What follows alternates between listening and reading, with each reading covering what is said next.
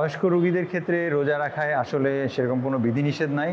যারা অনেক বয়স্ক আছেন কিন্তু অনেকে আছেন শারীরিকভাবে অনেক সক্ষম এবং ফিট, যারা বেশি অসুস্থ বোধ করবেন তাদের ক্ষেত্রে ইসলামিক স্কলাররা যেটা বলেন যে অসুস্থ এবং বয়োবৃদ্ধ রোগীদের ক্ষেত্রে রোজা রাখার ব্যাপারে অনেকটা ছাড় দেওয়া আছে। তো সেটা আমরা মেনে চলবো এবং আমরা দেখব যে কার রিস্ক কতটুকু। যাদের বয়স 70-এর বেশি হয়ে যায় তাদের রিস্ক আমরা যেটা বলেছি স্ট্র্যাটিফিকেশন করি, মাইল্ড, মডারেট এবং সিভিয়ার, অল্প, মাঝারি এবং বেশি ঝুঁকিপূর্ণ পেশেন্ট। আমরা স্কোরিং সিস্টেম করি যে কারো স্কোর 1 থেকে 3-এর মধ্যে, 3 থেকে 6-এর মধ্যে, 6-এর বেশি।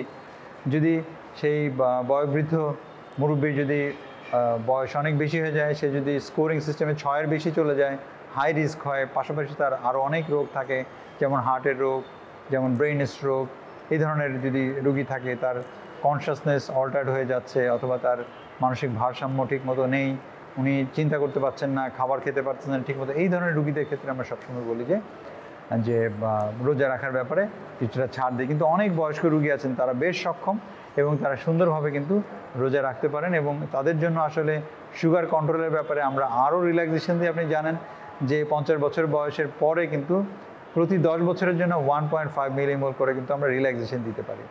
তো সবচেয়ে জরুরি ব্যাপার হচ্ছে এই ধরনের বয়োবৃদ্ধ পেশেন্টদের যদি কখনো রোজা রাখতে গিয়ে ডায়াবেটিস 3.9-এর নিচে চলে আসে অথবা 16.7-এর বেশি চলে যায়, তখন কিন্তু রোজা রাখার ব্যাপারে, রোজা ভাঙার ব্যাপারে কিন্তু নির্দেশনা দেওয়া আছে।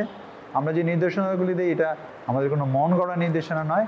সারা বিশ্বের ইসলামিক স্কলার যারা রয়েছেন এবং যারা ফিজিশিয়ান রয়েছেন তাদের সম্মিলিত একটা গাইডলাইন আছে, এটাকে বলি আমরা DAR অথবা ডায়াবেটিস ইন রামাদান অ্যালায়েন্স। এটা হচ্ছে আন্তর্জাতিক একটা সংস্থা যেখানে ইসলামিক স্কলার এবং চিকিৎসকরা মিলে আসলে এই গাইডলাইন তৈরি করেছেন।